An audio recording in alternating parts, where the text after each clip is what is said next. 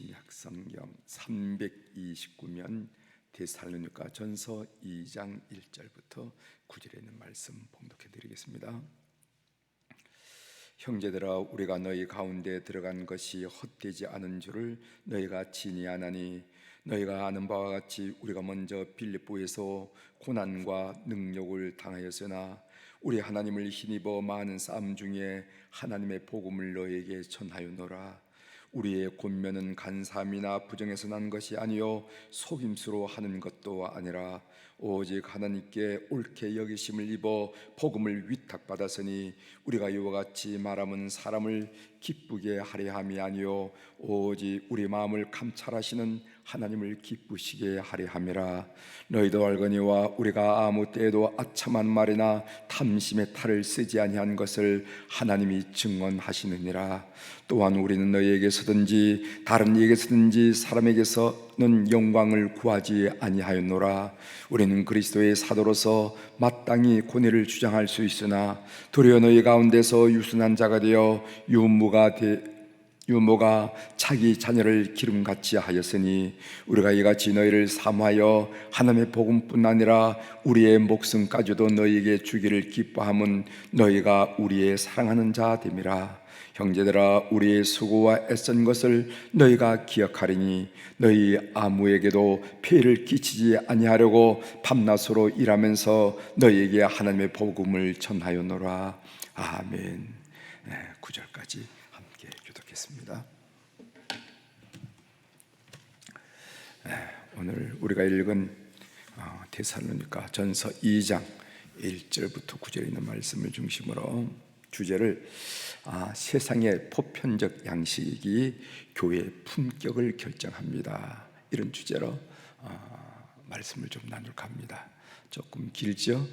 세상의 보편적 양식이 교회의 품격을 결정합니다. 사람에게는 품격이 있습니다. 우린 그것을 인격이라 그러죠. 저분의 인격은 참 고상하다고, 저분은 겉은 그럴듯한데 사는 인격을 보면은 존경이 안 간다고, 뭐 이런 얘기도 하지 않습니까? 한 가정 한 가문도 품격이라고 있습니다. 그래서 우리가 자녀들 결혼시킬 때 그 부모님들을 유심히 보고 그 가정에 대한 소문을 우리가 유심히 경청하는 이유가 뭡니까? 그 가정에 흐르는 품격이 있어요. 품격. 나라에도 품격이 있습니다. 우린 그것을 국격이라 이렇게 말하는 겁니다. 나라가 하는 모든 일에 보면은 반듯하고 고상하고 고귀한 가치가 있고, 이렇게 하면 거기는 품격이 있다, 국격이 있다, 이렇게 얘기하는 거죠. 여러분, 교회도 품격이 있습니다. 요즘 한국 교회의 품격이 나락으로 떨어지고 있는 것을 우리가 자인하지 않을 수 없어요. 중요한 것은 성도들 스스로가, 우리 교인들이 우리의 품격을 결정할 수 없다는 것입니다. 교회의 품격은 세상 사람들의 교회에 대한 그 경험과 인식에 의해서 결정이 된다는 거예요. 우리 스스로가 우린 이런 교회다 이렇게 자완자찬해서 품격이 형성되는 것이 아니라 우리 주변에 있는 사람들이 우리 교회의 여러 가지를 보고 경험하고 인식한 것이 우리의 품격이 된다 하는 그런 이야기입니다. 세상의 보편적 양식이 교회의 품격을 결정한다는 것입니다. 우리가 이제 데살로니가 전서를 공부하게 되는데, 이 데살로니가 전서는 바울의 2차 전도 여행 중에서 고린도에서 데살로니가 교회에 보낸 편지를 데살로니가 전서 이렇게 얘기합니다. 지금 그리스 반도를, 그 고린도 운하를 중심으로 남쪽 지역을 아가야 지역이라고 그러고 북쪽 지역을 마게도니아 지역이라고 그러는데, 이 고린도는 아가야 지역에 있는 북쪽에 있는 도시고, 데살로니가는 그 소위 마게도니아 도시의 가장 남부에 있는 곳입니다. 그래서 이 고린도에서 저 고린도 운하를 넘어서 저기 멀리 보이는 데살로니가 교회를 향해서 쓴 편지, 이렇게 이해하시면 되겠습니다. AD 51년에서 53년경에 쓴 편지가 아니겠는가, 이렇게 보게 됩니다. 오늘 본문 데살로니가 전서 2장 1절에서 9절에 보면은 바울 사도는 자신의 사역에 대해서 변호하는 것을 보게 됩니다. 아마 데살로니가 교인들 가운데 바울의 사역에 대해서 이런 문제를 제기한 사람이 있었기 때문에 자기의 사도 사역에 대해서 변호한다, 이렇게 보게 됩니다. 바울 사도는 먼저 자신이 전하는 복음은 하나님께로부터 옳게 여김을 받았다, 이렇게 주장합니다. 4절 상반절이죠. 오직 하나님께 옳게 여김을 입어 복음을 위탁받았으니, 이런 말씀이 있습니다. 뿐만 아니라 바울의 사역의 동기는 사람을 기쁘시게 하는 것이 아니라 하나님을 기쁘시게 하는 것이라고 강조를 하고 있습니다. 4절 하반절에 보면은 우리가 이와 같이 말함은 사람을 기쁘게 하려 함이 아니요 오직 우리 마음을 감찰하시는 하나님을 기쁘시게 하려 함이라, 이렇게 말씀하셨습니다. 본문을 묵상하면서 저에게 인상적인 구절이 하나 있었습니다. 그건 구절인데 제가 한번 여러분들에게 읽어드리겠습니다. 형제들아, 우리의 수고와 애쓴 것을 너희가 기억하리니 너희 아무에게도 피해를 끼치지 아니하려고 밤낮으로 일하면서 너희에게 하나님의 복음을 전하였노라. 여기 보면 너희가 기억하리니라는 그런 구절이 있습니다. 바울 사도는 그의 사역과 그의 사역에 대한 태도를 데살로니가 교인들이 기억하리라, 이렇게 확신하고 있습니다. 즉 바울 사도의 사역은 데살로니가 교인들, 나의 모든 것 사역의 내용이나 그 사역의 태도를 본 너희들이 데살로니가 교인들이 평가한다는 것입니다. 바울 사도의 사역은 스스로 내가 이렇게 했다라고 주장하면은 그렇다고 평가되는 것이 아니라 그 복음을 전한 복음의 내용과 그 복음을 전한 그 태도를 본 데살로니가 교인들에서 평가된다 하는 것을 우리가 볼 수가 있습니다. 이 말을 조금 확대하면은요, 교회의 품격은 세상 사람들의 교회에 대한 경험과 인식에 의해서 결정된다 하는 말로 확대시켜 해석할 수 있을 것입니다. 우리가 아무리 우리 교회는 이렇게 잘났다라고 자화자찬하더라도 이 사회의 보편적 양식이 평가해 주지 않으면요 소용이 없습니다. 따라서 교회 지도자들이 우리 교회만 잘 키우면 된다라는 의식에 젖어들면요 교회는 희망이 없습니다. 교회가 끊임없이 고민하고 고백해야 할 문제는 무엇이냐면은 우리 교회가 우리 민족과 이 민족과 사회를 하나 나라로 변화시키기 위해서 무엇을 할 것인가 하는 것이 교회의 끊임없는 고민과 기도의 내용이 되어야 된다 하는 그런 생각입니다. 여러분, 100세가 넘으신 김형석 연세대 명예교수가 근래에 기독교 아직 희망이 있는가 이런 책을 냈어요. 기독교, 한국 교회를 말하는 거죠. 아직 희망이 있는가. 신문에서 그분과 인터뷰를 했는데 그 인터뷰 기사 중에서 몇 가지 인상적인 내용이 있어서 여러분들께 소개해 드리려고 합니다. 여기 보면은요, 사회학자 한완상은 영락교회가 사회 지도력을 잃고 있다는 말을 했다. 그간 사회 모범을 보이던 영락교회가 그렇다면 대부분의 교회는 어떻게 했는가? 1세기가 지나면은 서구 사회처럼 교회가 문 닫고 기독교 정신이 살아남느냐 사라지느냐가 문제가 될 것이다. 지금부터 교회가 기독교 정신을 유지하는 데 힘을 쓰지 못하면 100년 후 교회의 희망이 없겠다라는 염려가 들었다. 교회는 사회를 위해 있는 것이다. 이게 기독교 정신이다. 교회는 역사와 사회를 하나님 나라처럼 바꾸기 위해 있는 것이다. 교회가 기독교 정신을 살려 하나님 나라를 건설한다면 100년 뒤에도 남는다. 하지만 목회자 등 교회 지도자들이 내 교회만 잘 키우면 된다라는 생각에 젖어들게 되면 기독교는 그것을 끝난다. 희망이 없다. 거기에 질문에 신앙적인 양심을 가진 인물로 도산 안창호와 고당 조만식 선생을 들었습니다. 여기 된 얘기예요. 두 분이 존경스러운 점은 마음의 그릇이 컸다는 것이다. 당시 적지 않은 목사들이 복받는 설교를 주로 했는데 도산과 고당 선생은 항상 민족과 국가를 걱정했다. 국가와 민족을 향한 책임감을 느낀 진정한 신앙인이었다. 교회 주의를 멀리하고 하나님 나라를 목적으로 삼는 분들이다. 오늘날 기독교인도 이처럼 민족의 장래와 통일을 걱정할 줄 알아야 한다. 나는 북쪽에 살다 1947년에 탈북했다. 탈북자 인권을 가벼이 여기는 이들은 통일을 말할 자격이 없다. 우리의 이웃인 북한 동포의 인권에 대해 사명감을 느끼지 못하는 기독교인보다 여기에 책임감을 느끼는 비기독교인이 더 낫다. 이런 구절들이 저희 눈에 들어왔습니다.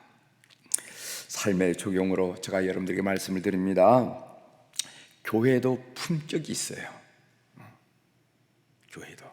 그것은 교회는 교회 자신을 위해 존재하는 것이 아니라 이 역사와 사회를 하나님 나라로 변화시키기 위해서 존재한다라는 그런 사명감을 갖고 그 일을 위해서 끊임없이 헌신할 때 주어지는 평가라는 것을 우리가 꼭 인식해야 됩니다. 이런 점에서 오늘 말씀이 저에게 큰 도전이 되었다 하는 말씀을 드리면서 우리 수표교회가 이 어려운 시대, 정말 평가가 나락으로 떨어진 이 시대에 정말 기운을 차려서 귀하게 평가받는 그런 교회가 되기 위해서 여러 교우들이 기도해 주시기를 부탁드리면서 이 말씀을 드렸습니다. 기도하시겠습니다.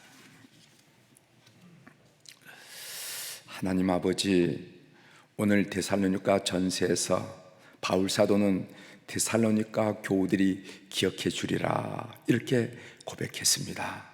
바울 사도가 나는 이런 복음을 전한다, 나는 이런 태도를 합니다, 스스로 평가하고 자화자찬할 때 그 품격이 주어지는 것이 아니라 바로 교인들, 그 성도들이 어떤 내용으로 복음을 전하고 그리고 어떤 자세로 복음을 전하는지 보고 평가한다는 것을 우리들이 알면서 오늘 우리 교회가 참으로 한 캐슬만을 위해서 목적을 해서 존재하는가, 아니면 하나님 나라 킹덤 오브 갓 하나님 나라를 위해서 존재하는가, 이것에 대한 새로운 생각을 나눌 수 있도록 도와주셔서 감사합니다.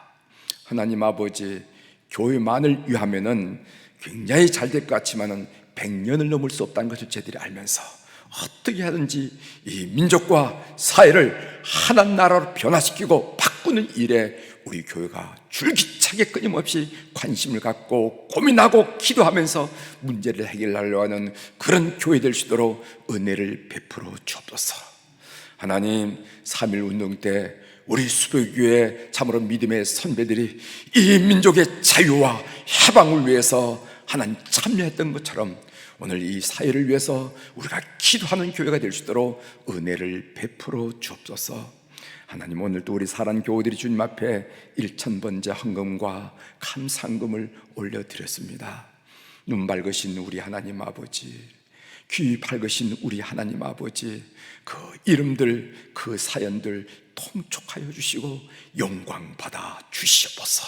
그래서 삶의 칠곡을 건널 때, 삶의 고비를 겪을 때마다 하나님의 강력한 사랑과 능력과 권세와 인도함을 통해서 잘 극복하게 하시고 하나님이 도우셨습니다 하면서 깊고도 깊은 내면의 고백으로 하나님께 영광을 올려드릴 수 있는 그런 기도의 제목이 되도록 이 헌금들을 주께서 연락하여 주시옵소서.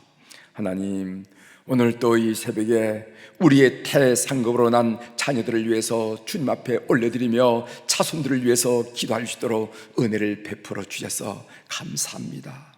우리 부모님들, 우리 어른들이 해야 될 가장 소중한 일들이 바로 그 아이들, 자녀들, 손자들 그 이름을 주님 앞에 올려드리며 주님의 강권적인 역사를 기대하는 기도가 가장 소중한 일인데, 우리가 이런 일에 게으르지 않도록 도와주시고 잠자지 않도록 도와주시고 딴 데 눈 팔지 않도록 저희들 도와주셔서 늘 하나님께 이름들을 올려드리는 이 새벽이 될 수 있도록 역사하여 주시옵소서.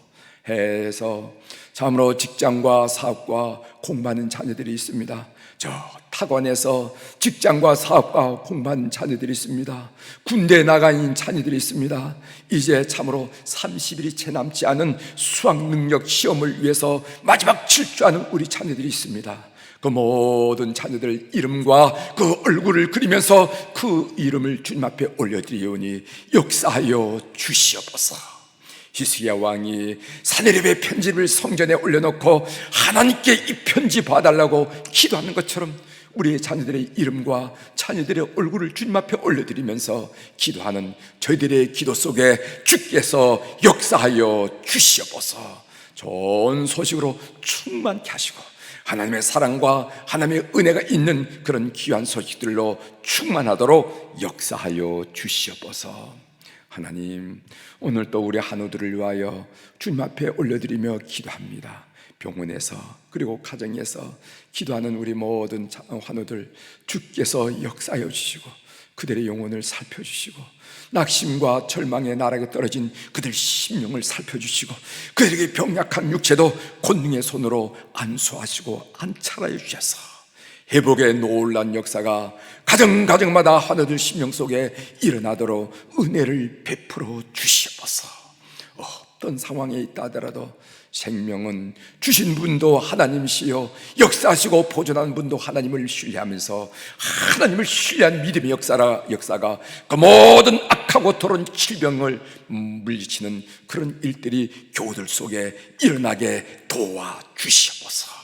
예수 이름이 하실 줄 믿습니다. 예수 이름이 권능이 있음을 믿습니다. 예수 이름이 능력이 있음을 믿습니다. 예수 이름이 모든 병화를 장할 줄 믿사오니 그 크신 이름이 심령 속에 역사하여 주시옵소서. 하나님, 오늘 이 한 주간도 저희들에게 귀하게 허락하셔서 이 월요일부터 출발하도록 도와주시니 감사합니다. 주님 기억하셔서 우리의 발걸음을 인도하여 주시옵소서. 오늘 또 하늘의 주권과 땅의 주권을 가진 우리 주님의 능력 있고 권세 있는 이름으로 선포합니다. 내 영혼이 잘된 같이 범사가 잘되고 강건한 축복을 우리 주 예수 그리스도의 이름으로 경험하는 한 주간이 되도록 교도를 살펴주시옵소서. 예수님의 이름으로 감사하며 기도 올려옵나이다. 아멘.